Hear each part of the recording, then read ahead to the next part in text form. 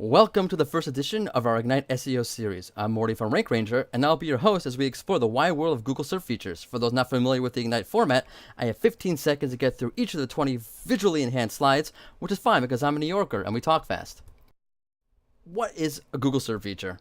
Really long story short, SERP features are elements on the page that offer users a slew of additional information. Simply, they're visual enhancements that offer you more or more easily accessed information related to your query or the sites on the page. Bit confused? All in good time. SERP features. Who cares? Well, users care because SERP features often give them answers to questions without ever clicking on a site. How convenient. They also provide users with information like, is a site secure or not? They can even streamline accessing the information on the site. Anything but boring. This is a bit more complex. Think about SERP features as the front page of the newspaper, or for sport fans, the back page. This is where you want to be. The big headline with a ginormous picture. SERP features, or at least the ones SEOs care the most about, do that except on the SERP. They place a site front and center and make it more noticeable than others. Not all SERP features were created equal. Some are more popular with users, while others are vastly more important for SEO. Some are even kind of insignificant, and Google removes such features from time to time. Please allow me to highlight a few of the more relevant and all-around meaty features so you can see just what in the world it is that I'm talking about. Yep. That little incy-wincy part of the URL is a SERP feature, and you should care because if somewhere on your site you're asking someone to log in and enter a password, users might balk at the idea of doing so on an HTTP site, at least tech-savvy users. My grandma would not, which is why we don't let grandma use a computer anymore. Ads are important because money is important. Who doesn't love money, right? Like in real life, money complicates things in the Googleverse. After all, if Google got too greedy and put ads here, there, and everywhere, well, you, the user, wouldn't like that very much. You might not use Google anymore, and Google wouldn't like that very much. It's a delicate balance between earning revenue while not shoving ads down your SERP. Imagine ranking above even the top result via a box that contains not only a link to your site, but a snippet of info that makes you look as authoritative as Mick Jagger on what it means to live forever. Imagine this zero-ranking box that feeds answers to Google Home. That's a feature snippet. Want one? You and everyone else.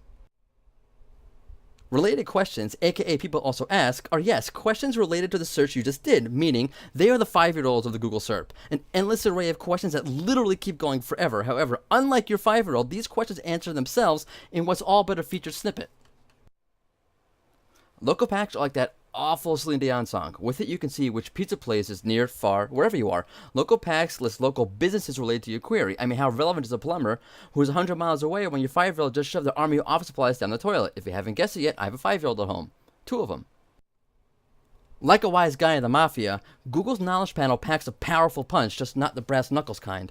The info in a knowledge panel is customized to fit the entity. A panel highlighting a department store corporation may tell you who the CEO is, while a local panel on a specific store may show how busy the store is right now.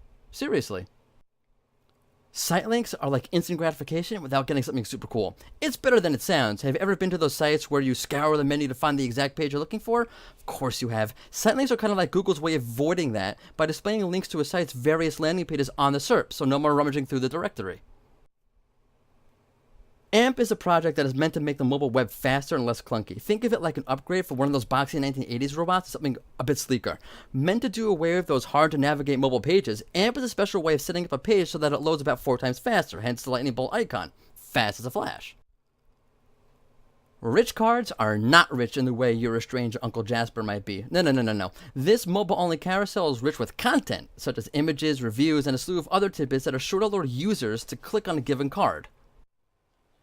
Carousels are to the SERP what shrimp was to Forrest Gump. There are single-row carousels, large images, row-over-row carousels, small images, AMP-only carousels, mobile carousels that are not AMP. It's seriously enough to make your head spin. Ask Google a question, any question, and see how the amazing, the mystifying wizard of Google provides you with the exact answer within a box that appears at the top of the page. Sounds great until you realize there is no link to a site. This is Google acting as a content provider. There are way too many variations of answer boxes to list here. Why? Well, ask Google what the weather is in Timbuktu. You'll get a weather box. The price of Apple stock, stock box. Happy the Knicks lost last night? Sports box. What time Uncle Harry's flight gets in? Flight box. I could go on and on. This just in, it's called a news box, but it's not an answer box. Rather, it's usually a series of articles within a carousel related to the topic that is your search query. FYI, mobile's version increasingly only shows AMP-optimized articles within the feature. How's that for news, Katie? With SERP features, the only constant is change. Pay close enough attention and you'll see Google conducting all sorts of tests. Local pack with ads in them, ads labeled every color on the rainbow, and whatnot, so it pays to keep up. Plug. I publish a SERP news blog post each month that highlights many of these changes. I'm just saying. Sadly, we must say goodbye. I hope you have a better understanding of SERP features and why they are an important part of SEO. And now a few goodies, namely our free tools for desktop and mobile that track SERP feature trends, as well as our visual guide to Google SERP features as found here, here, and here. Toodles!